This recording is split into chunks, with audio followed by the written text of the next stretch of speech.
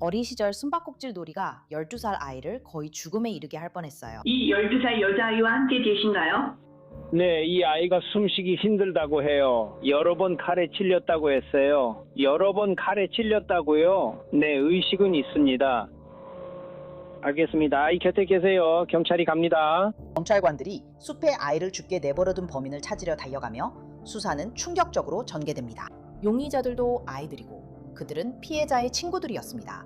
적어도 그녀는 그렇게 생각했죠. 그녀는 집에서 가져온 칼을 가지고 있었어요. 우리는 그녀의 엄마에게 밖에서 그걸 가지고 놀아도 되냐고 물었고 그녀의 엄마는 괜찮다고 했어요. 누가 그녀를 처음 찔렀나요? 제 생각에 아니사가 먼저 그녀를 찔렀고 그 다음엔 제가 계속 찔렀어요.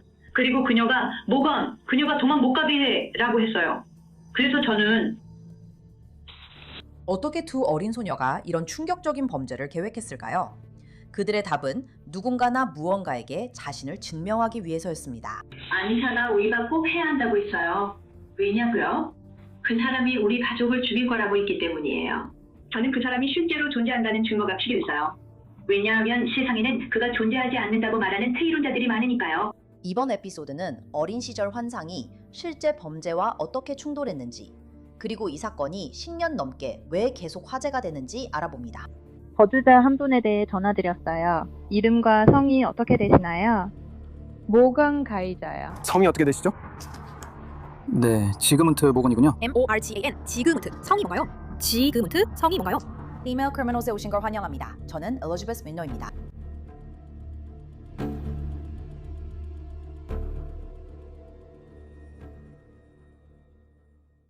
위스콘신주 워키쇼. 이번 주 여성 범죄자인 아니사 와이어와 모건 가이저를 그곳에서 만나게 됩니다.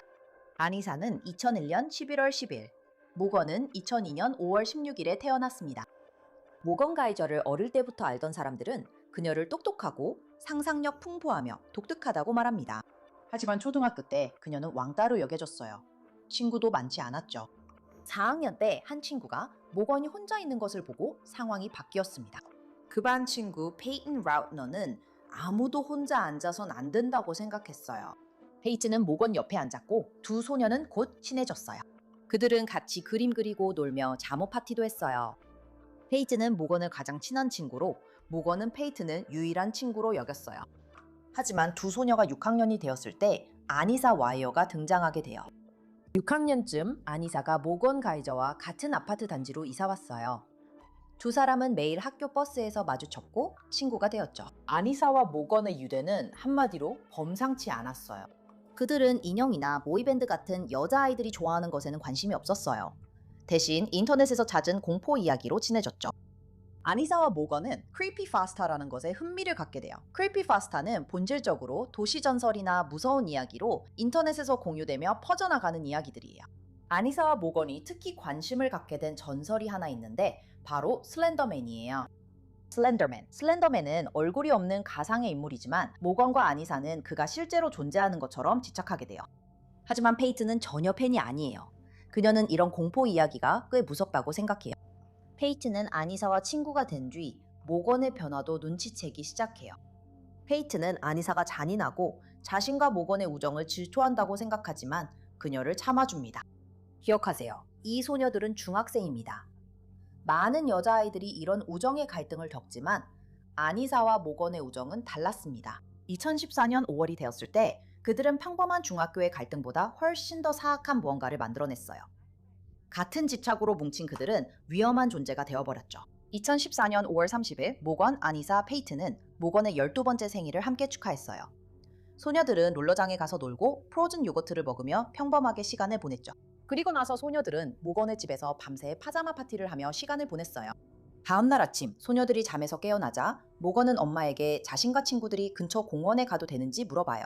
평소에는 모건이 어른 없이 그곳에 가는 건 안 되지만 생일 파티라 친구들과 함께여서 엄마가 소녀들만 공원에 가는 걸 허락해요. 모건과 아니사는 페이튼에게 숨바꼭질을 제안하고 와우케샤 데이비드 공원 숲속으로 가서 페이튼에게 땅에 누워 나뭇잎으로 몸을 덮으라고 해요. 페이튼은 자신이 게임을 하고 있다고 믿지만 그 다음에 일어나는 일은 결코 게임이 아니에요. 911입니다. 지상 상황의 주소가 어떻게 되나요? 12살 여자아이가 있어요. 칼에 찔린 것 같아요. 뭐라고요? 칼에 찔렸다고요? 칼에 찔렸다고요?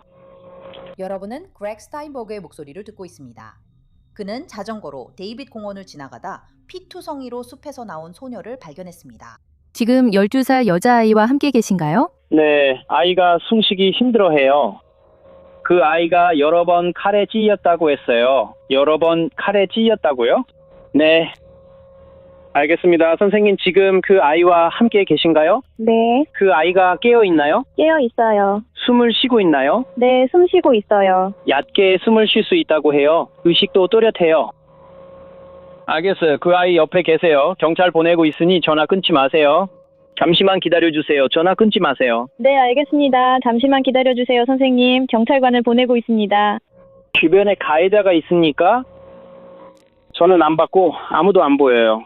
법원 문서에는 피해자의 이름이 나오지 않지만 우리는 그녀가 누구인지 알고 있습니다.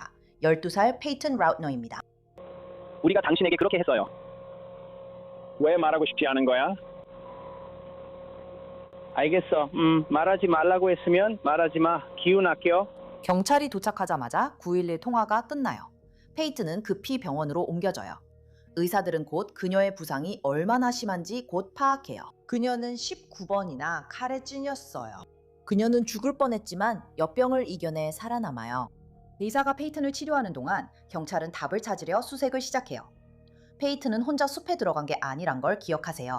그녀는 경찰에 아니사 와이어, 모건 가이저와 함께 있었다고 했어요. 그렇다면 그들은 어디 있나요? 공격 5시간 후 워키시오 경찰은 두 소녀를 94번 고속도로 근처 가구점에서 발견해요. 경찰은 소녀들이 들고 있던 가방에서 또 다른 것도 발견하는데 바로 피 묻은 칼이에요. 모건과 아니사는 모두 경찰서로 연행돼요. 두 사람은 서로 떨어진 별도의 조사실에 배치돼요. 두 사람의 신문 내내 모건과 아니사는 페이튼을 벨라라고 부르는데 이는 페이튼이 예전에 사용하던 별명이에요. 형사들은 숲에서 있었던 일을 알아야 해요. 모건은 소름 끼치는 대답을 해요. 이는 몇 달간 계획된 일이었어요. 우리는 정말 잘 계획했어요. 그래서 우리는 화장실에 갔어요. 그리고 우리는 노래를 부르고 있었어요.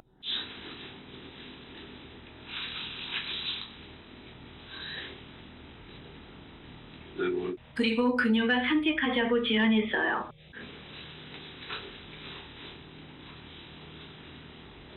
알겠어요. 그리고 나서 그녀가 벨라를 다쳤어요. 그리고 그녀는 벨라를 바닥에 눌렀어요. 너희들 그 칼 어디서 났어? 내 부엌에서요. 왜 부엌에서요? 아니샤의 부엌에서요. 그럼 누구 칼 들고 나갔죠? 아니샤가 부른 것 같아요. 가방 안에 있었어요. 아니샤가 가방을 쌌어요. 저희 둘 다 가방을 쌌어요. 저희는 이걸 12월부터 알고 있었어요. 어느 날 아니샤가 저한테 꼭 해야 한다고 말했어요. 아니사가 꼭 해야 한다는 말이 무슨 의미 있나요? 그러니까 아니샤가 우리에게 그 애를 죽이라고 했어요. 누가요? 아니샤요.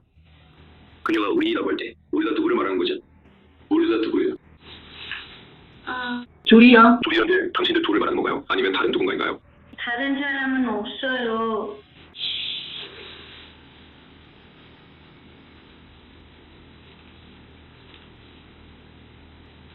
여러분 이걸 오래 해오셨군요. 저는 이제나 관리됐어요. 걔는 4학년 때부터 제일 친한 친구였어요. 누가요? 페이튼이요. 왜 페이트를 선택했나요? 제가 고른 게 아니에요. 누가 그녀를 선택했어요? 아니사가 말하던 사람이요.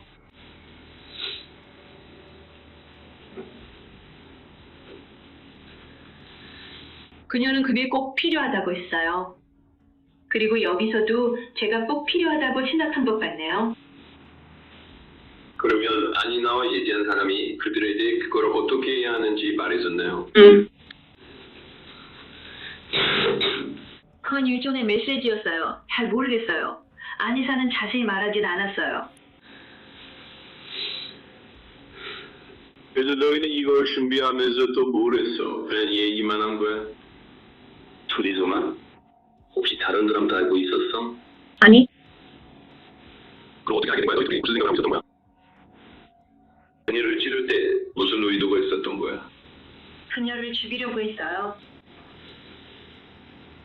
그냥 말할게요. 우리는 그녀를 죽이려고 했어요.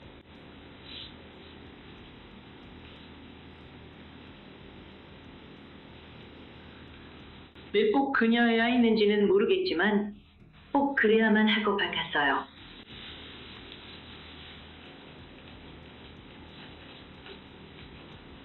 이를 수단하게 돼요. 모건은 12살이라 체포되지 않을 거라 생각하는 듯해요.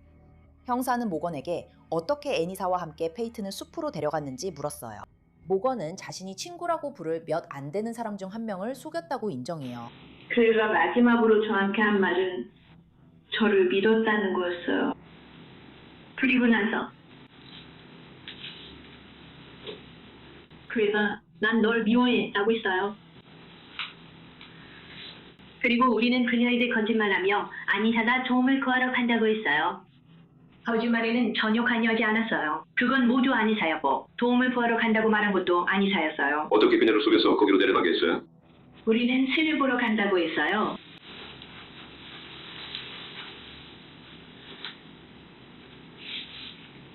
당신을 믿는 사람들은 정말 쉽게 속게 돼요. 그리고 그건 좀 슬펐어요. 불쾌한 건 아니었어요. 슬프다기보다는 이렇게 하는 게 슬펐어요. 여러분이 그녀에게 3번 전화로 간다고 말한 후 무슨 일이 있었나요?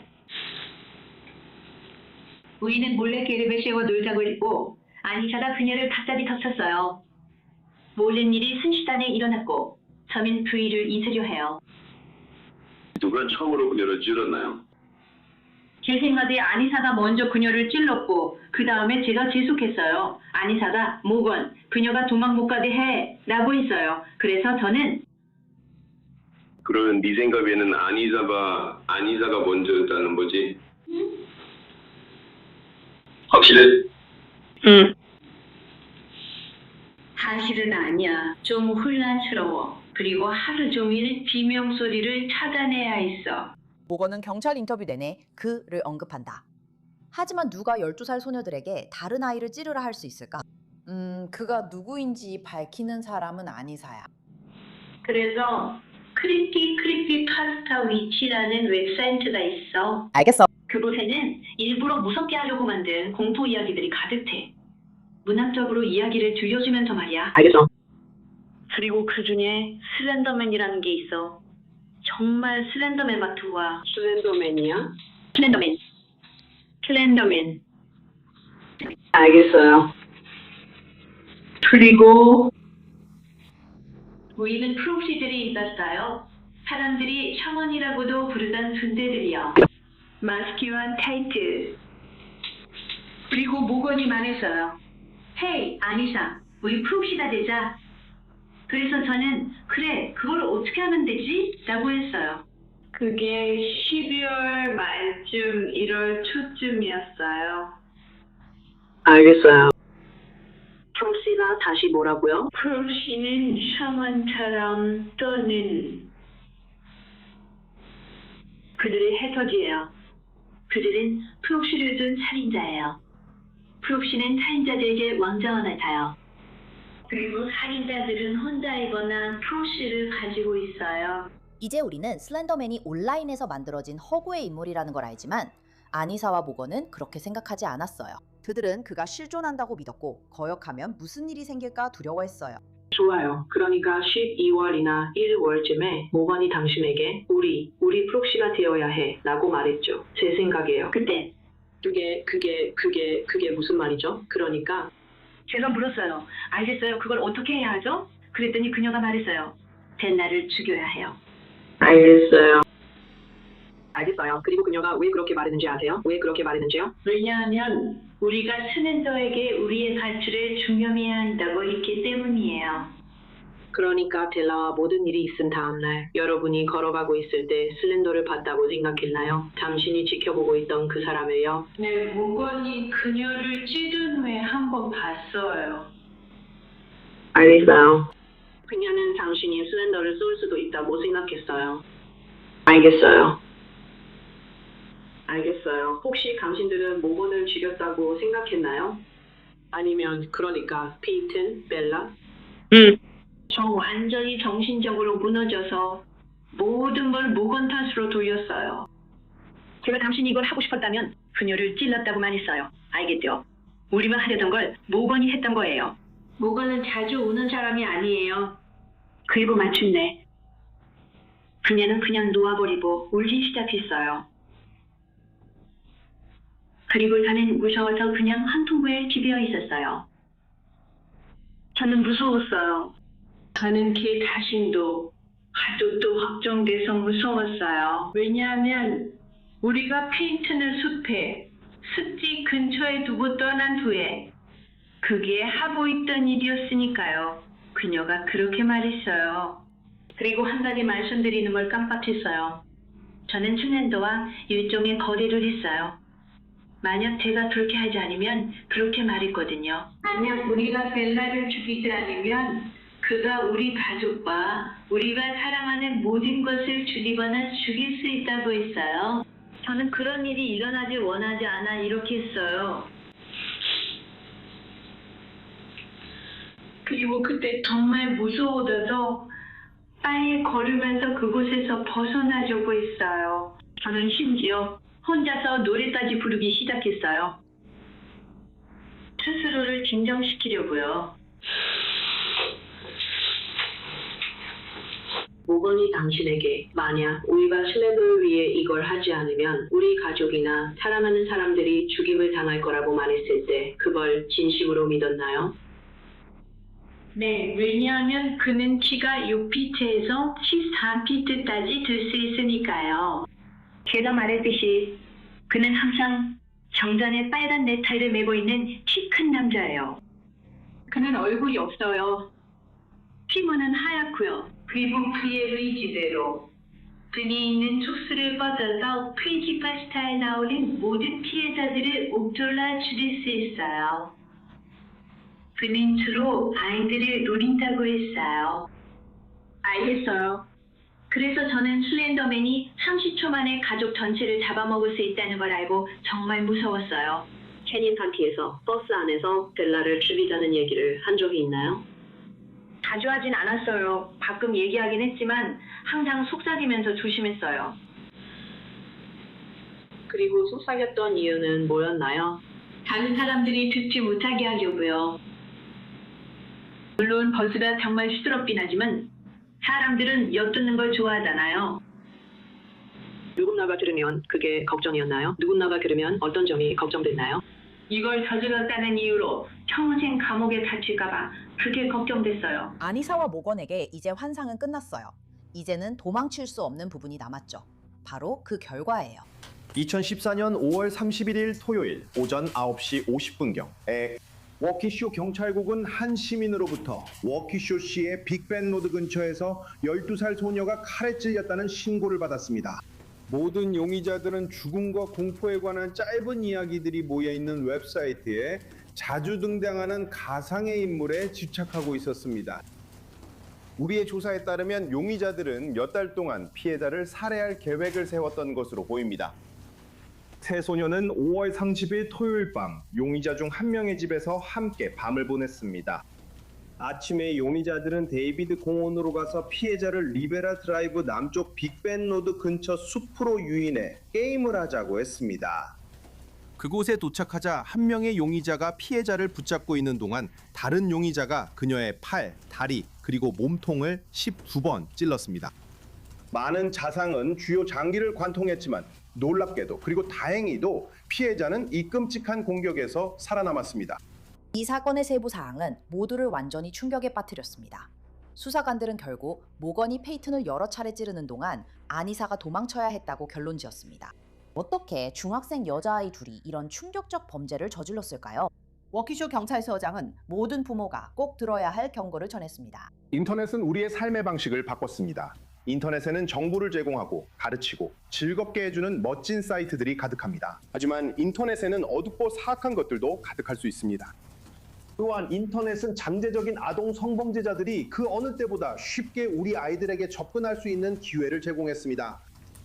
아이들의 감시받지 않고 제한 없는 인터넷 사용은 점점 더 심각하고 우려스러운 문제가 되고 있습니다. 부모님들에게 경각심을 줘야 합니다. 아니사 웨어와 모건 가이저는 각각 1급 살인 미수 혐의로 기소되었습니다. 지방검사장은 사건이 소년법원 대신 성인 재판으로 진행되며 두 소녀가 성인으로 재판받는다고 발표했습니다. 그 사건은 곧 국제적인 관심을 끌게 됩니다. 아니사와 모건이 철창에 있는 동안 페이트는 회복이라는 또 다른 싸움에 맞서고 있습니다. 페이트는 살해당할 뻔한 사건 후 일주일 만에 태어납니다. 페이튼의 상처는 결국 아물겠지만 정신적 회복은 더 오래 걸릴 것입니다. 페이튼은 모건을 친구라고 생각했지만 이제 모건과 그녀의 친구 아니사는 페이튼을 찔러 숲에 버려두고 죽게 한 혐의를 받고 있습니다. 페이튼은 용감히 가을에 학교로 돌아가지만 오랫동안 트라우마와 두려움에 시달립니다. 페이튼은 한 인터뷰에서 모건과 아니사 때문에 베개 밑에 부러진 가위를 두고 잤다고 밝혔습니다. 2014년부터 2017년까지 모건과 아니사의 사건은 법원을 통해 진행되었습니다. 수년 동안 그들은 보안이 유지되는 소년 구금 시설에 수감되어 있었지만 주립병원에서도 일정 기간을 보냈습니다. 두 소녀가 재판을 받을 수 있는지 판단하기 위해 여러 차례의 재판 능력 평가가 내려집니다. 2017년에 두 소녀 중 한 명의 사건이 진행됩니다. 아니사 위어는 다소 특이하게 자신의 혐의를 인정합니다. 그녀는 2급 고의적 살인 미수에 대해 유죄를 인정하지만 정신질환이나 결함으로 인해 형사 책임이 없다고 주장합니다. 2017년 8월 유죄 인정 심리에서 이제 10대가 된 아니사 위어는 판사에게 제가 그 일을 하지 않았다면 슬렌더맨이 저와 친구, 가족을 공격해 죽였을 거라고 믿었습니다. 라고 말했습니다. 법원은 그녀의 유죄 인정을 받아들이지만 그녀의 사건은 여전히 재판의 두 번째 단계에서 배심원단의 판단을 받게 됩니다. 이 단계에서 배심원단은 애나사 위어가 교도소나 주립 정신건강시설 중 어디로 갈지 결정합니다. 모두 진술은 다음 달에 진행됩니다. 주축은 아니사 위어가 교도소에 있어야 한다고 주장합니다. 와키쇼 카운티 부지방검사 케빈 오스본은 정신질환이 죄를 피하게 해주는 면죄부가 될 수 없다고 말합니다. 정신질환과 장애는 종류가 다양합니다. 대부분의 사람들이 이런 질환을 가지고 있습니다. 만약 모든 정신질환이나 장애로 형사 책임을 면제한다면 교도소는 텅 비게 될 것입니다. 모두가 하나쯤은 있기 때문입니다. 저는 고소공포증이 있는데 이게 정신질환인가요? 네. 그것이 이 사건의 피고인처럼 행동하는 것을 정당화할 수 있을까요? 절대 아닙니다. 여러분은 그들이 몇 달간 이 일을 계획했다는 증거를 듣게 될 것입니다. 제가 생각하는 즉각적이란 말처럼 정말 즉시라는 느낌은 없습니다. 둘째로 여러분은 이 일이 일어난 날, 즉 그들이 버스에서 그리고 몇 달 동안 계획한 후 실행하기로 결정한 그날 아니사가 잠에서 깬다는 이야기를 듣게 될 것입니다. 세 소녀가 한 방에서 자고 있습니다. 원래 계획은 한밤중에 일어나는 것이었습니다. 페이튼을 죽이고 떠나는 것이었습니다. 그리고 아니살은 1시 30분에 일어나서 모건을 깨우려고 했지만 모건은 아니 너무 일러 지금은 안 할 거야 라고 했어요. 만약 그들이 정말로 진심으로 자신들이나 가족에게 즉각적인 해가 올까봐 그 허구의 인물 모든 것을 알고 모든 것을 본다는 슬렌더맨을 두려워했다면 이런 지금 일어나서 이걸 하지 않으면 슬렌더맨이 화낼 거야 라고 생각하지 않았을까요? 그런 일 없었고 그들은 안 했어요. 다시 잠들었고 모건이 칼을 갖고 있었어요. 기억하세요. 우리는 모건이 여기서 주도적이며 아니사를 잘못된 길로 이끈다고 믿어야 합니다. 그런데도 숲에서 바로 그 숲에서 일어난 일이에요. 모건은 칼을 들고 있어요. 아니사는 어떻게 하죠? 모건은 망설이다가 기다렸어요. 그리고 아니사가 미쳐버려 해 라고 했어요. 마지막 행동을 시작한 건 모건이 아니에요. 모건이 찌른 건 맞아요. 그건 부정하지 않아요. 하지만 그건 아니사의 명령에 따른 거예요. 검찰은 어니사가 이 끔찍한 찌르기에 가담한 이유가 슬렌더맨을 달래기 위해서가 아니라 모건 가이저를 위해서였다고 주장합니다. 그렇다면 왜 그녀가 그런 일을 했을까요? 제 생각에는 그 답이 스미스 씨의 모두 진술 일부에 있다고 봅니다. 그녀는 친구가 전혀 없습니다. 그녀는 외롭습니다. 그녀는 우울합니다. 그리고 갑자기 모건이 그녀의 친구가 되었어요. 그리고 모건은 이걸 하고 싶어 합니다. 그럼 그녀는 뭘 해야 할까요? 그녀는 유일한 우정을 지키고 싶어서 따라갑니다. 그녀는 두려워서가 아니라 외롭고 무언가를 원하기 때문입니다. 그녀는 모건과의 우정을 원하고 그 우정이 끝나길 원하지 않습니다. 그녀는 모건이 도와주지 않으면 친구로 지내고 싶지 않다고 말하는 상황을 원하지 않습니다. 그게 그녀에게 전부이기 때문입니다. 또한 그녀는 슬렌더맨의 대리인이 되길 원합니다. 이는 가족이 슬렌더맨에게 살해당할까 두려워하는 것과는 다릅니다. 아니사의 변호사 조셉 스미스는 그녀가 이 사건에 가담한 사실은 부인하지 않지만 진단받지 못한 정신건강 문제와 망상에 시달렸다고 주장합니다. 두 사람은 그것을 막을 수 있는 유일한 방법이라고 믿었습니다. 그들은 슬렌더맨의 대리인이 된다고 생각했습니다. 하지만 슬렌더맨에게 자신들이 대리인이 될 자격이 있다는 것을 증명하기 위해 그들은 가까운 누군가를 죽여야 했습니다. 그렇게 한 후 그들은 사랑하고 소중히 여기던 가족들을 떠나야 했고 슬렌더맨의 손에 운명을 맡겨야 했습니다. 아니사는 어떻게 이런 것을 믿게 되었을까요? 아니사와 모건은 2013년 11월 인터넷에서 슬렌더맨을 발견했습니다.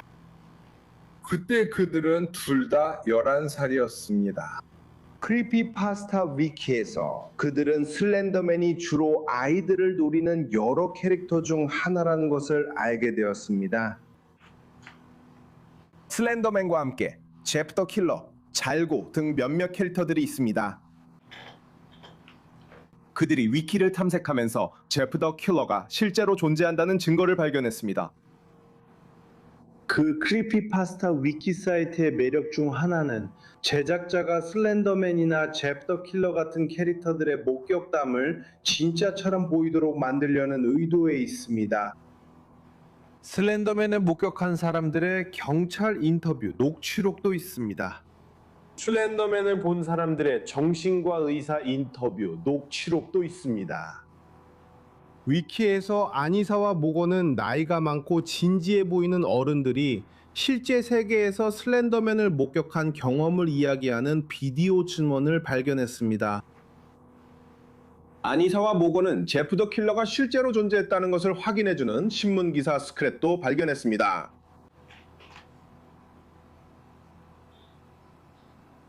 그래서 그들은 슬렌더맨이 존재하고 근처에 있다는 것도 알고 있었습니다. 그래서 자신들과 가족을 보호하기 위해 그들은 행동해야 했습니다. 마이클 콜드웰 박사는 아동 심리학 분야의 전문가입니다. 우리는 이 일이 일어난 직후에 바로 그에게 연락했습니다. 사건 직후 전문가에게서 무엇이 이런 일을 일으켰는지 빨리 알고 싶었기 때문입니다. 그는 2014년 7월부터 그녀를 여러 번 만났습니다. 그러니까 이 일이 일어난 직후였습니다. 그는 그녀를 분열형 성격 장애로 진단했다. 아마 그 용어를 들어본 적이 없으실 수도 있지만 그것은 조현병 스펙트럼에 속하는 정신질환입니다. 많은 분들이 자폐 스펙트럼에 익숙하신 걸로 알고 있습니다. 사람은 자폐의 특성을 다양한 정도로 가질 수 있습니다. 자폐 스펙트럼과 비슷하게 조현병도 스펙트럼이 있고 의사들이 그것에 대해 설명해 줄 것입니다. 하지만 아니사에게 그게 의미하는 바는 그녀가 비현실적이거나 망상에 기반한 믿음을 더 쉽게 받아들이는 경향이 있다는 것입니다. 모건도 조현병 진단을 받았습니다. 아니사와 모건은 그들이 함께 공유한 망상 체계의 지배 아래 놓이게 되었습니다. 동유망상 장애는 가까운 관계를 맺고 있는 두 사람이 현실에 근거하지 않은 생각이나 믿음을 강하게 고수하는 것을 의미합니다. 주된 인물과 부차적인 인물은 바로 그 가까운 관계로 인해 망상적인 믿음을 서로 주고받으며 빠져들게 됩니다. 그래서 아니사와 모건, 두 11살 소녀는 서로를 만났고 그 후 곧 아니사는 현실과의 접촉을 잃고 그 망상에 빠지게 되었습니다. 재판의 2단계에서는 변호인 측이 입증 책임을 집니다. 그들은 누구보다 아니사를 잘 아는 사람인 아니사의 아버지 윌리엄 와이어를 증인으로 부르며 변론을 시작합니다. 그녀가 프레리 초등학교에 다닐 때, 죄송합니다. 프레리 중학교가 아니라 프레리 초등학교에 다닐 때 집에서 어떤 어려움이 있었던 시기가 있었나요? 네네. 안이사 어머니와 저는 이혼했습니다. 안이사가 프레리 초등학교에 다닐 때 저희는 이혼 절차를 진행 중이었습니다. 안이사 아버지는 이혼 후에 안이사의 행동에 변화가 있었다고 증언합니다. 안이사는 더 조용해지고 내성적으로 변했습니다. 하지만 그는 안이사가 모건과 친구가 되기 시작해도 그런 변화가 앞으로 일어날 일의 신호라고는 생각하지 않았다고 말합니다. 제 첫 번째, 모건을 처음 봤던 건 안이사를 버스 정류장에 데려다 준 뒤 모건이 언덕을 내려와 정류장으로 오는 모습을 본 것이었습니다. 모건에 대해 무엇을 알아차리셨나요? 모건에 대한 저의 첫인상은 그녀가 좀 특이하다는 것이었습니다. 어느 날 그녀는 버스 정류장에 닌자 거북이 중 한 명의 할로윈 가면을 쓰고 나타났어요. 한 번은 그녀가 스타트rek에 나오는 벌컨기를 쓰고 버스 정류장에 온 적도 있었어요. 그리고 그것은 좀 이상해 보였어요. 그러니까 12살짜리 아이치고는 그냥 장난치는 것처럼 보였어요. 그래서 제가 아니사에게 물어봤죠. 여기 무슨 사연이 있는 거야? 그랬더니 아니사가 그냥 모건이 그래요 라고 하더라고요. 하나님이 어떤 형태로든 정신건강에 도움이 필요할 수도 있다는 생각을 해보신 적 있으신가요? 제 입장에서는 아니었습니다.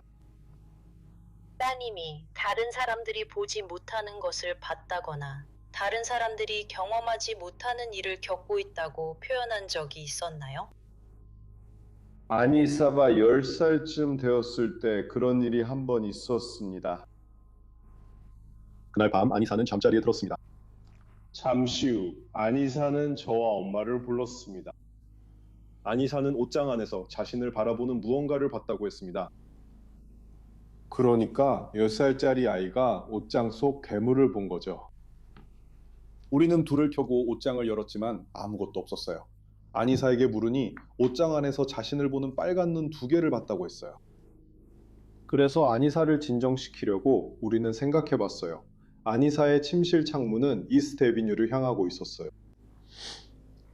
아니사의 침실에는 아주 밝은 분홍색 커튼이 걸려 있었어요. 그래서 저는 아니사에게 이렇게 물어봤어요. 혹시 누군가의 자동차 헤드라이트가 분홍색 커튼을 통해 비쳐서 그 빛이 옷장 안에 들어온 걸 본 게 아닐까 하고요.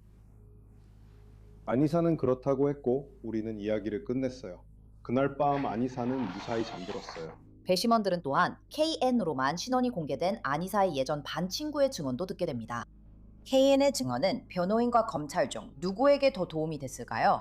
그리고 아니사와 하수인들에 대해 이야기한 적이 있었는지 기억나시나요? 네. 그리고 아니사가 프록시가 되고 싶다고 얘기한 것 기억하시나요? 네, 제가 기억하기로는 딱 한 번이었습니다. 그게 2014년 5월 31일 이전이었는지 아시나요? 네. 알겠습니다. 아니사가 프록시가 되는 것에 대해 뭐라고 했는지 기억나세요?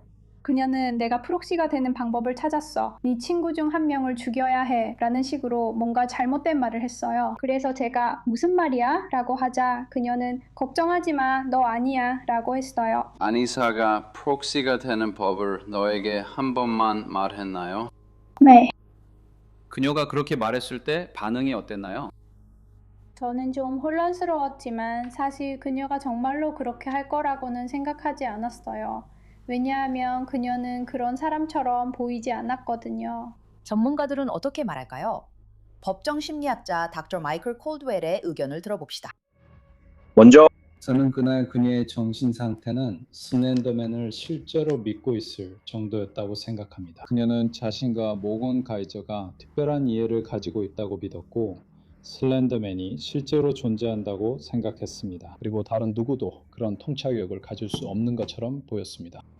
망상장애의 두 번째 요소는 그 사람이 행동을 강요받는다고 느끼고 실제로 그 망상에 따라 행동한다는 점입니다. 그래서 이것이 장애로 간주됩니다. 누군가 망상을 가지고 있지만 집에서 비디오 게임 등을 하며 그 망상대로 행동하지 않으면 망상이지만 망상 장애는 아닙니다. 그래서 망상장애를 가진 사람들은 세상을 구하거나 가족을 구하거나 그런 식으로 뭔가를 해야 한다는 강박적인 필요를 느끼고 그것을 놓을 수가 없습니다. 그래서 여기에 두 가지 요소가 있습니다. 하나는 그녀가 자신의 행동의 잘못됨을 완전히 인식했는지 여부입니다. 저는 그녀가 그 행동이 범죄이며 체포될 수 있음을 이해했다고 생각합니다. 하지만 이것이 자신과 모건 가이저만 이해할 수 있는 사악한 힘이라고 믿었던 것은 그녀에게 도덕적 의무를 부여했습니다. 이 끔찍한 것으로부터 자신과 가족을 보호하려고 노력해야 한다는 것이었죠. 그리고 그녀의 생각 속에서는 제 생각에 그녀가 이타심에서 행동하고 있다고 느꼈고 누군가를 구하고 있다고 생각했습니다. 그리고 그것은 매우 어려운 도덕적 선택이었습니다. 그래서 그녀가 그 행동이 불법인 건 알았지만 잘못됐다는 점은 완전히 인식하지 못했다고 생각합니다. 그녀가 그 행동의 잘못됨을 완전히 이해할 수 있는 능력이 있었다고는 생각하지 않습니다. 둘째로, 만약 당신이 완전히 이해하지 못한다면, 자신이 정확히 무엇을 하고 있는지 완전히 인식하지 못한다면 모든 결과와 그런 것들을 다 이해하지 못하게 됩니다. 정신질환 때문에 그렇게 할 능력이 없다면 법이 요구하는 것에 완전히 따를 수 있는 능력이 없는 것입니다. 당신은 그런 행동을 할 수밖에 없는 상황에 놓이게 됩니다. 그것은 불법입니다. 하지만 당신은 자신이 무엇을 하고 있는지 그 본질을 제대로 이해하지 못하기 때문에 자신의 행동을 완전히 통제할 능력이 없습니다. 여추단의 증언이 이어진 후 각 측은 배심원들에게 마지막으로 자신의 주장을 펼칠 기회를 갖게 됩니다. 요약하면 아주 간단합니다. 결국 이렇게 됩니다. 그녀가 해야만 했던 건가요? 아니면 원해서 한 건가요? 만약 그녀가 해야만 했다고 느꼈다면, 정말로 슬렌더맨이 자신이나 가족을 죽일 거라고 믿었다면, 그렇다면 아마도 그녀는 법의 요구를 따를 수 없었을 것입니다. 하지만 이건 꼭 해야 할 일도 죽이거나 죽임을 당하는 상황도 아니었어요. 이 상황의 우스운 점은 저는 모건이 페이턴을 찌르고 나서야 위험을 깨달았어요. 이것이 그녀가 툴루소니 형사에게 말한 내용입니다. 그게 진실이에요. 그건 죽이거나 죽임을 당하는 상황이 아니었고 단순한 욕망이었습니다. 그리고 그게 욕망이었기 때문에 그녀는 법의 요구를 따를 수 있었어요. 그 선택이었어요. 이 경우에 여러분이 가진 유일한 증거는 아니사 위어가 정신질환이나 결함으로 인해 형사 책임이 없다고 판단되는 기준을 충족한다는 것입니다. 3명의 의사가 그녀에게 정신질환 또는 결함, 즉 망상장애가 있다고 진단했습니다. 그들은 망상이 너무 강해서 아니사가 자신의 행동을 법의 요구에 맞출 수 없었다고 설명했습니다. 범행 후 2달도 채 안 되어 그녀를 만난 콜드웰 박사 역시 아니사가 그것이 불법이라는 것은 알았지만 더 큰 틀에서 그것이 잘못된 일이라는 점은 이해하지 못했다고 믿었습니다. 의사들은 모든 정보를 검토한 후 녹음된 진술 전체를 포함해서 이러한 결론에 도달했습니다.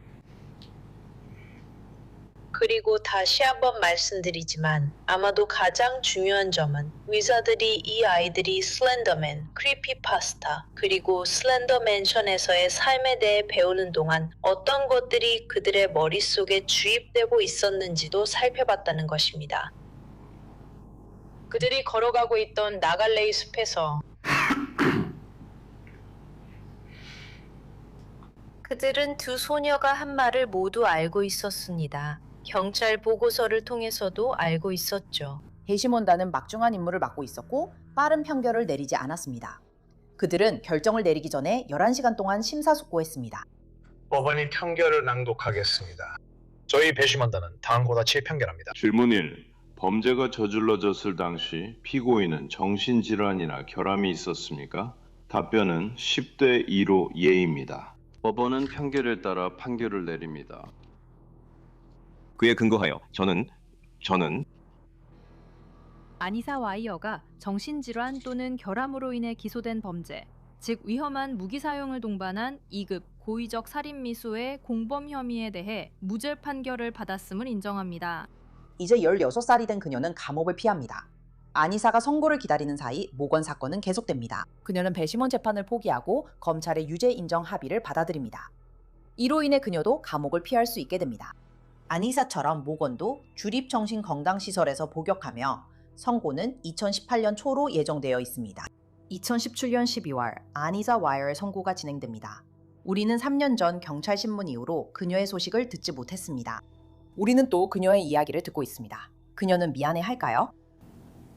이 일에 관련된 모든 분들이 제가 이 일에 대해 책임을 지고 있다는 것을 알아주셨으면 합니다. 그리고 다시는 어떤 망상이나 그런 일이 생기지 않도록 제가 해야 할 모든 것을 하겠다는 것도 말씀드리고 싶어요. 그리고 그날 일어난 모든 일에 대해 깊이 후회하고 있다는 것을 이 일에 관련된 모든 분들이 알아주셨으면 합니다. 그리고 제가 무슨 말을 해도 이 일을 바로잡을 수 없다는 걸 압니다, 판사님. 그리고 제가 무슨 말을 해도 제가 망가뜨린 것을 고칠 수 없다는 것도 알고 있습니다. 저는 그날 제가 가담한 일에 대해 어느 정도 책임을 지고 제 책임을 인정함으로써 제가 책임을 지고 이런 일이 다시는 일어나지 않도록 하겠다는 거예요. 저는 절대 이런 일이 다시 일어나게 두지 않을 거예요. 이런 일이 일어나지 않도록 제가 해야 할 일은 뭐든지 할 거예요. 이런 일이 일어나지 않도록 제가 해야 할 일은 뭐든지 할 거예요. 그리고 이미 이런 말씀을 들으셨다는 것도 알고 있고 아마 또 듣게 되실 거라는 것도 알지만 이게 진실이에요. 정말 미안해요. 페이튼과 그녀의 가족은 아니사의 선고 공판에 참석하지 않았지만 판사가 페이튼의 어머니가 쓴 편지를 읽으면서 그들의 존재는 법정에서 여전히 느껴졌어요. 롤라 씨는 왜 그들이 오늘 이 자리에 오게 되었는지, 그리고 왜 그녀가 그 편지를 쓰게 되었는지에 대해 이야기합니다. 그리고 그 편지에는 그 이유들이 이렇게 적혀 있습니다. 모건과 아니사에 대한 유죄 협상 제안을 받아들인 이유는 그것이 최선의 선택이라고 믿었기 때문입니다. 페이튼이 증언하지 않아도 되도록 하기 위해서였습니다. 그녀에게 더 이상 트라우마를 주는 건 가치 없어 보였습니다. 현실적인 결과지만 사실입니다. 길을 걷다가 누군가가 당신의 흉터를 쳐다보는 것처럼 다시 들어와서 모든 것을 말로 다시 떠올리는 것은 그녀에게 트라우마가 될 것이고 그녀와 가족 그리고 지역사회에도 새로운 상처가 될 것입니다. 그리고 두 번째로 페이튼은 두 소녀 모두에게 정신건강시설에 입원하는 것이 최선의 조치라고 생각했기 때문입니다. 페이튼은 정신건강시설이 모건과 대사에게 가장 좋은 곳이라고 믿지만 여전히 신변의 안전을 여전히 걱정하고 있습니다. 그녀는 여전히 창문을 닫고 잠그고 보안 잠금 장치를 걸고 잠을 잡니다. 그리고 여전히 커튼을 열지 않습니다. 이 편지는 이 사건이 슬렌더맨이나 이후 언론 소동과 관련 없음을 분명히 상기시켜 줍니다. 이 사건은 이유 없이 거의 죽임을 당할 뻔한 12살 소녀 페이튼 라우너에 관한 이야기입니다. 판사는 아니사에게 앞으로 25년 동안 위네바고 정신건강원에서 치료를 받으라고 명령합니다. 2018년 2월 모건 가이저는 형량을 알게 됩니다. 저는 가이저 양이 위험인물이며 위험한 행동을 할 위험이 있다는 충분한 증거가 있다고 확신합니다. 그녀는 자신, 타인 또는 재산에 심각한 신체적 위해를 가할 위험이 있습니다. 가이저 양이 성공할 수 있고 대중의 안전이 보장될 수 있는 가장 안전하고 최선의 방법은 그녀가 시설에서 치료를 받도록 하는 것입니다. 모든 것을 종합해 볼 때 이 사건의 특수한 상황을 고려하면 40년의 수용 명령은 합리적이고 공정해 보입니다. 그래서 저는 40년 동안 수용 명령을 내리겠습니다. 정말 긴 시간입니다. 그리고 곰곰이 생각해 보면 15살에게 40년이라는 시간은 얼마나 긴 시간인지요. 하지만 이건 단순히 가이저 양만의 문제가 아닙니다. 어느 정도는 그녀의 현재 상태에 초점을 맞추고 있지만 이것은 지역사회의 보호 문제이기도 합니다. 이것은 재범이 없도록 해야 한다는 문제입니다. 이것은 가이저 양이 지역사회에 나갔다가 상황이 악화되어 다시 돌아오는 이른바 회전문 현상이 발생하지 않도록 하기 위한 문제입니다. 모건도 치료를 위해 위네바고 정신건강원로 보내집니다. 수년 동안 이 이야기는 끝난 것처럼 보였습니다. 이 사건이 다시 전국적인 주목을 받은 것은 2019년 페이튼이 처음으로 카메라 앞에서 ABC의 데이빗 미어와 인터뷰를 했을 때였습니다. 2019년이 되자 페이튼은 이제 17살이 되었습니다. 그녀는 여전히 자신의 생명을 앗아갈 뻔했던 공격의 신체적 흔적을 안고 있습니다. 그녀는 ABC 뉴스에 흉터도 자신 일부이며 숨길 게 없다고 말합니다. 페이튼에게 모건에게 할 말이 있다면 무엇이냐고 묻습니다. 그녀는 모건의 공격 덕분에 지금의 자신이 됐다며 오히려 감사할 것 같다고 말합니다. 그녀는 이제 남을 돕는 것이 소명이라 느꼈습니다. 그녀는 의학 분야에서 경력을 쌓고 싶다고 하며 자신의 생명을 구해준 의료진에게 영향을 받았다고 말합니다. 하지만 페이튼이 삶을 이어가는 사이 안이사는 주립 정신건강시설에서 석방을 신청하며 새로운 장을 맞이합니다. 2021년 9월 10일이 되면 안이사는 19세가 됩니다. 수년간 치료를 받은 후 안이사는 몇 년 전 그녀에게 주립 정신건강시설에서 수십 년을 보내도록 판결했던 같은 판사 앞에 다시 섭니다. 하지만 이번에 그가 처벌을 결정하지 않습니다. 보고서는 와이어 양이 아버지의 집에서 아버지와 함께 거주하는 계획에 따라 석방될 것을 권고하고 있습니다. 물론 법원은 이 사건에 관여해왔기 때문에 사건에 대해 잘 알고 있습니다. 저는 조건부 석방 보고서와 조건부 석방 계획을 읽었습니다. 저는 우리가 추가한 내용, 특히 GPS 시스템을 다룬 부분에 만족합니다. 이 보고서는 공정하고 합리적이라고 생각합니다. 이 계획은 물론 지역사회에 보호를 제공하며 피해자뿐만 아니라 지역사회의 보호도 제공합니다. 또한 이 계획은 와이어 양에게도 보호를 제공합니다. 이러한 보고서에 관련된 모든 사람들을 고려하는 것이 중요합니다. 저는 이것이 합리적이라고 생각합니다. 이 계획은 지역사회 측면에서도 좋은 보호를 제공합니다. 또한 와이어 양의 재활을 위한 좋은 계획도 포함하고 있습니다. 그래서 저는 이 계획을 승인하겠습니다. 아니사 위어는 3년 반 만에 위네바고 정신건강원에서 태어납니다. 그녀는 주정부의 사례 관리자들의 감시 아래에 남아있을 것이며 그들은 그녀가 37세가 될 때까지, 즉 그녀의 수용 기간 동안 그녀를 추적할 것입니다. 다음 해 모건도 조건부 석방 기회를 원하는 듯합니다. 2022년 6월 모건의 변호사는 첫 공식 조건부 석방 청원을 제출합니다. 판사는 모건 사건을 아니사 사건과 다르게 볼 것이 분명합니다. 그것은 단순히 두 소녀가 잔혹한 공격에서 맡았던 역할에 근거한 것입니다. 기억하세요. 형사들은 모건이 페이튼을 19번 찔렀다고 밝혔습니다. 모건의 변호사들도 이를 고려했을 것입니다. 조건부 석방 신청 2달 만에 청원을 철회하기로 했기 때문입니다. 2023년 5월 모건은 다시 한번 조건부 석방을 신청합니다. 2달 후 데자뷰 같은 일이 벌어집니다. 모건의 변호사가 청원을 철회합니다. 앤서니 코튼 변호사는 모건 가이저가 치료에 큰 진전을 보여 2024년 석방이 가능하다고 합니다. 하지만 그의 말이 맞을까요? 모건은 2024년 4월 10일 와키쇼 카운티 법정에 출석합니다. 마이클 보렌 판사는 법원이 임명한 2명의 심리학자 데보라 콜린스 박사와 브룩 룬드버그 박사의 증언을 듣습니다. 모건이 20대 초반이 되자 많은 이들이 치료가 실제로 도움이 됐는지 궁금해했습니다. 하지만 만약 그렇다면, 만약 허가된다면, 그리고 앞으로 몇 달 동안, 2달이라고 합시다. 당신의 보고서에는 몇 달이라고 명시되어 있지 않습니다. 예를 들어 2달, 3달, 4달이라고 해봅시다. 그 기간 동안 모건이 지금 하고 있는 대로 계속해서 여기서 설명한 것들을 계속한다면 그녀가 지역사회에 있는 것이 적절하다고 말씀하실 수 있겠죠. 제 판단으로는 그런 시점이 올 것입니다.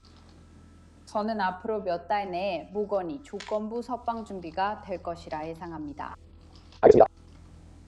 만약 추정해야 한다면 그게 몇 달 정도입니까? 2달인가요? 잘 모르겠어요. 가정해 봅시다. 지금까지 모건에게서 봐온 그 긍정적인 추세이 앞으로도 그대로 이어진다고 가정해 보세요. 미네바고에서 2달, 그러니까 2달을 더 보내는 게 충분할까요? 제 생각엔 62개월이 적절하다고 봅니다. 그리고 어제 재판부에서 하셨던 질문에 하셨던 답변드리자면 또 암시되기도 했던 부분인데요. 게이저 씨가 본인의 범죄에 대한 책임을 피하기 위해 증상을 가장했다고는 생각하지 않으시죠? 맞습니까? 맞아요. 그리고 예전에도 그녀의 의료진이나 치료자들도 그렇게 생각하지 않았죠? 맞나요? 맞아요.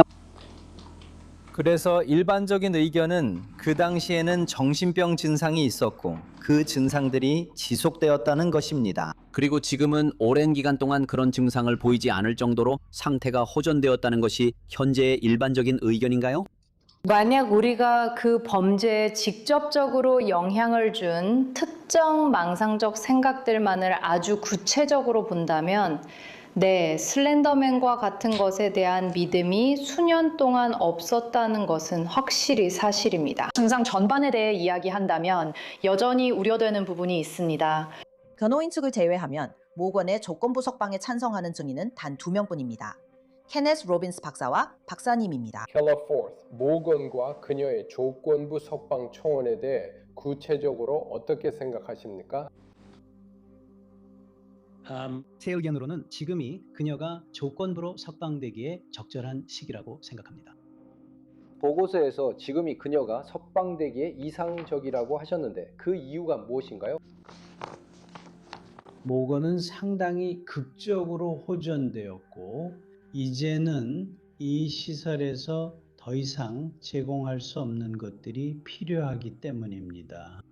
저는 모건이 위네바고에 있으면서 여러 가지 면에서 큰 도움을 받았다고 생각합니다. 하지만 이제 위네바고가 그녀를 도울 수 있는 한계에 도달했다고 생각합니다. 현재로서는 그녀가 위험하다는 어떤 징후도 없습니다. 그리고 제 생각에 모건이 필요한 것들은 사회화에 대한 도움, 교육에 대한 도움, 독립적으로 성장하는 데 필요한 도움 등은 이제 위네바고에서 더 이상 효과적으로 제공할 수 없는 것들입니다. 알겠습니다. 이제 위네바고에서 더 이상 받을 수 있는 치료가 없습니다. 이제 위네바고에서 더 이상 받을 수 있는 치료가 없습니다. 그러니까 더 받을 수 있는 치료가 있긴 합니다. 다만 제 생각에는 위네바고에 있는 것의 단점이 거기서 제공되는 치료로 받을 수 있는 어떤 이점보다 단점이 더 크다고 생각합니다. 두 분 모두 지금 모건이 조건부 퇴원에 적합하지 않다고 판단한 걸 알고 계시죠? 저도 그분들의 그런 증언을 들었습니다. 그리고 그분들은 모건이 여전히 자신이나 타인에게 심각한 신체적 위해를 가할 위험이 있다고 믿고 있습니다. 저도 그분들의 그런 증언을 들었습니다. 죄송합니다. 저도 그분들의 그런 증언을 들었습니다. 그 점에 동의하지 않으십니까? 저는 아마도 로빈스 박사의 상황 평가에 더 동의한다고 말씀드릴 수 있을 것 같아요. 모건은 지금 몇 년 동안 위험한 행동을 보인 적이 없습니다. 저는 지금 그녀가 계속 성장할 수 있도록 지역사회로 전환하는 것이 매우 중요하다고 생각합니다. 당신은 6개월 후 그녀가 지역사회로 나갈 준비가 덜 되어 있을 거라고 생각하지 않으시죠? 아니요. 하지만 저는 로빈스 박사님이 말씀하신 것처럼 발달의 중요한 시기가 끝나가고 있다고 생각해요. 수년간의 치료와 정신과 평가 끝에 모건의 조건부 석방 여부는 판사의 결정에 달려 있습니다. 이 법원은 제가 언급한 이유들로 인해 가이저 양이 자신이나 타인에게 신체적 위해를 가하거나 심각한 재산 피해를 입힐 상당한 위험이 있다는 점을 명확하고 설득력 있는 증거로 확인했습니다. 지금 그녀는 열심히 노력하고 있습니다. 그녀는 계속해서 해야 할 일을 하고 있지만 그렇다고 해서 이 위험이 사라지는 것은 아닙니다. 공동체가 우려하는 것은 위험, 즉 실제로 해를 끼칠 위험이라는 점을 기억하십시오. 공동체는 카이저 양의 상황에 대해 매우 우려하고 있습니다.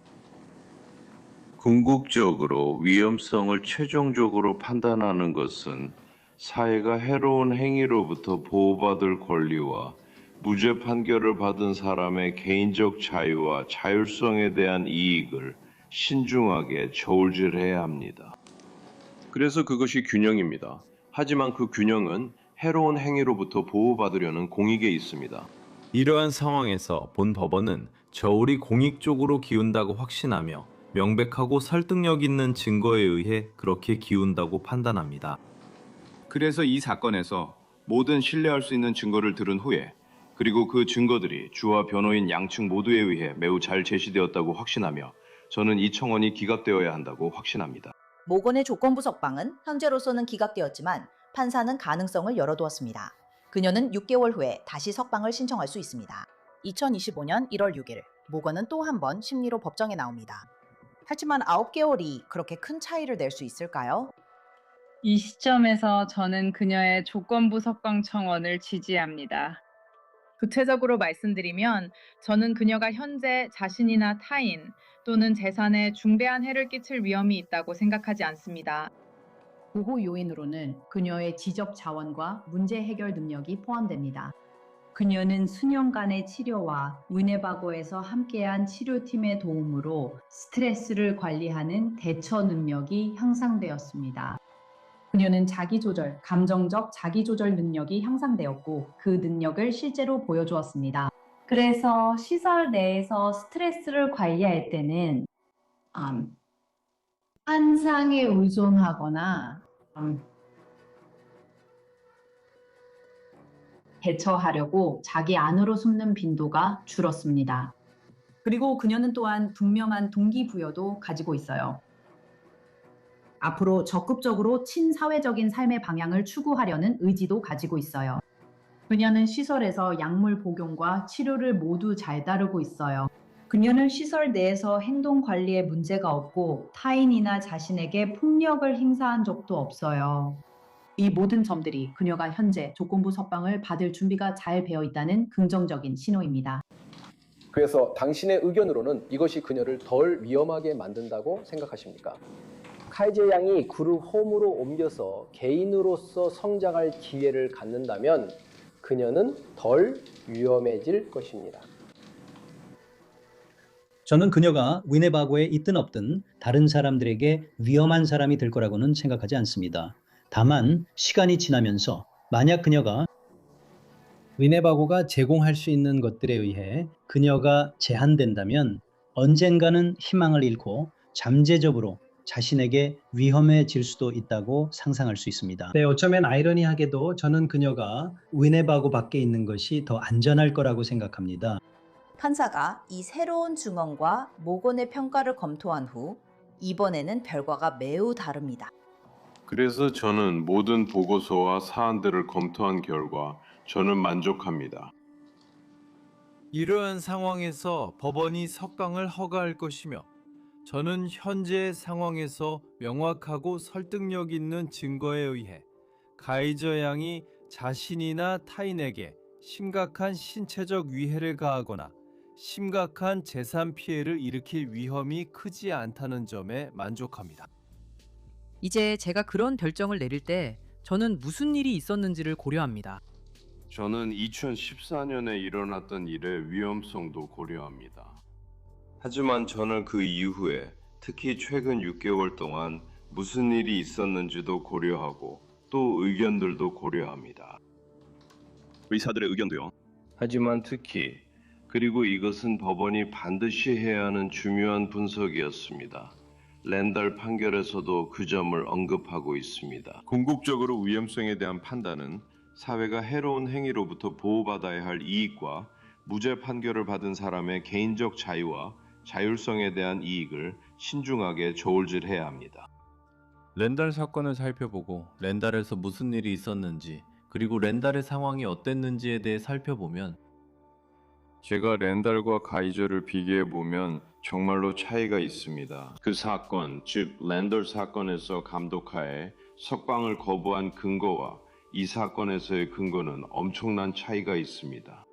제가 그 위험성 개념을 고려하고 무슨 일이 있었는지와 그동안의 진행 상황을 다시 살펴보면 가이저는 석방 청구가 기각된 랜달과 같은 범주에 속하지 않습니다.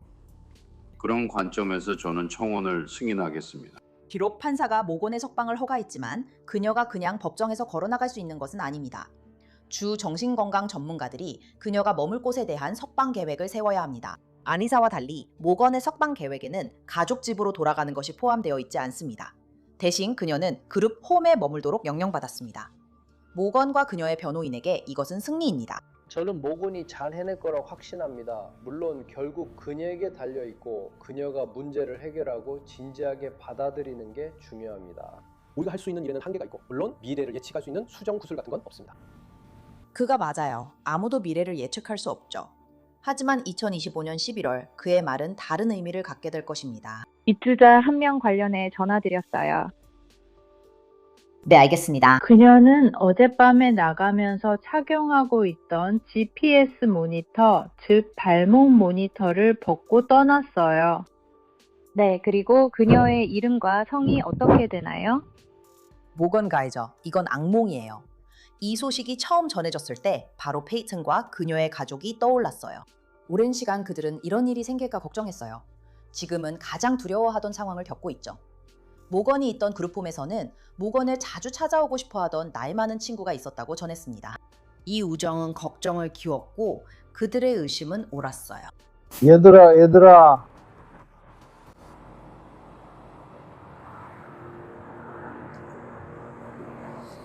야. 너희들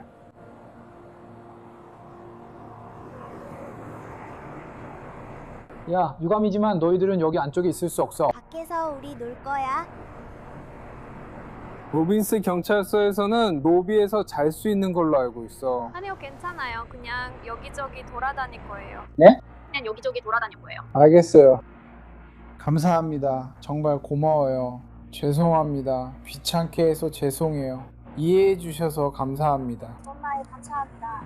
여러분은 일리노이 포준 경찰의 바디캠 영상을 보고 있습니다. 모건과 그녀의 친구는 트럭 휴게소에 있는데 현금이 다 떨어져서 사실상 오도 가도 못하는 상황이에요. 너희들은 어디서 왔니? 어디 출신이야? 알겠어요. 저희는 프로그램에 정말 많이 참여하고 있어요. 사우스살브 안녕하세요. 얼마나 멀리서 오셨어요? 그렇게 멀지 않아요. 저희는 어디에도 살고 있지 않아요. 오늘 밤은 괜찮을 거예요. 여러분이 춥지 않은지 확인하고 싶었어요. 저희는 괜찮아요. 알겠어요? 안녕하세요. 그래서 감사합니다. 문제 없어요. 여러분이 거리에서 자리를 잡도록 누군가 도와주길 바랄 뿐이에요. 아니요, 저희는 밖에 있어요. 몇 살이에요? 저는 23살이에요. 23살. 그녀가 두고 오자고 했어요.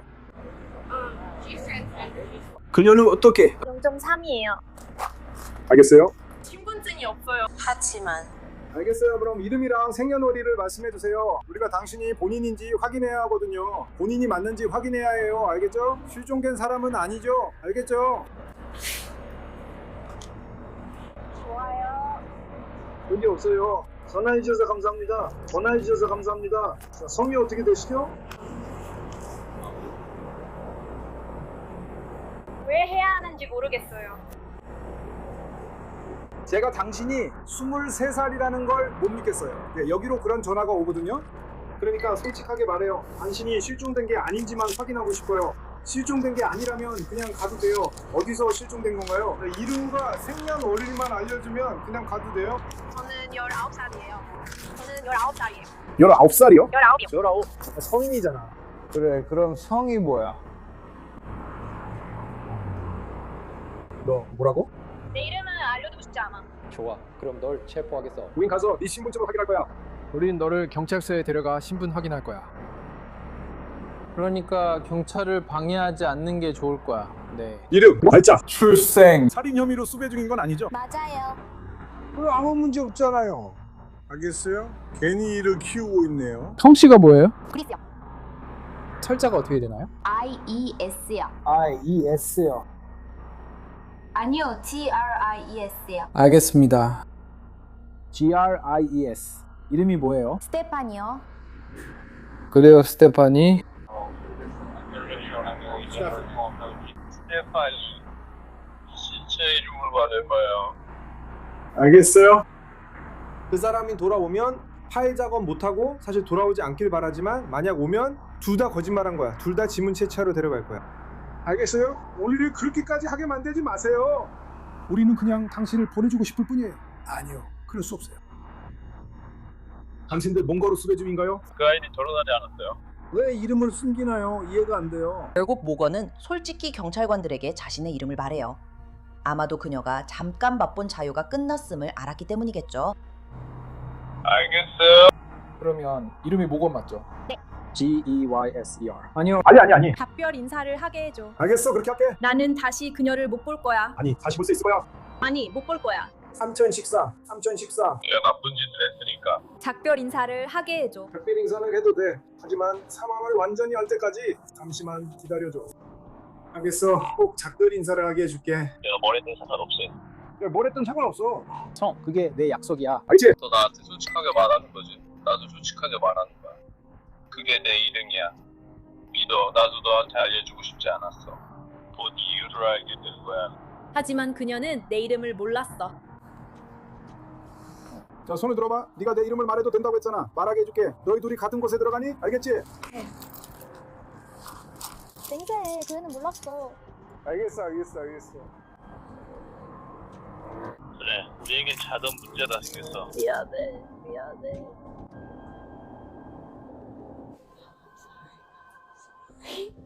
미안해.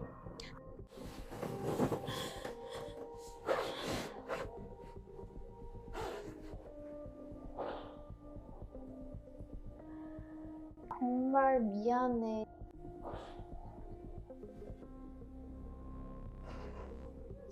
미안해. 정말 미안해가.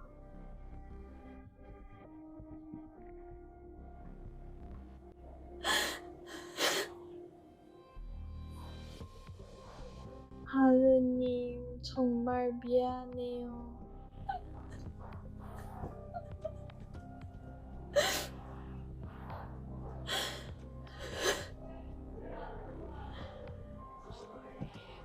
정말 미안해요, 하느님.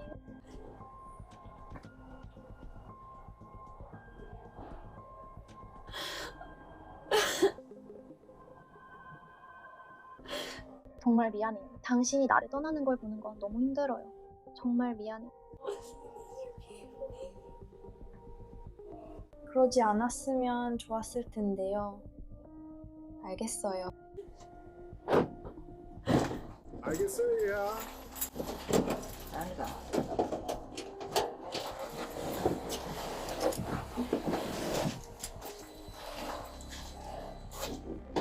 모건은 그룹 홈으로 돌아갈 수 없어요. 그녀는 체포되어 다시 경찰에 구금돼요.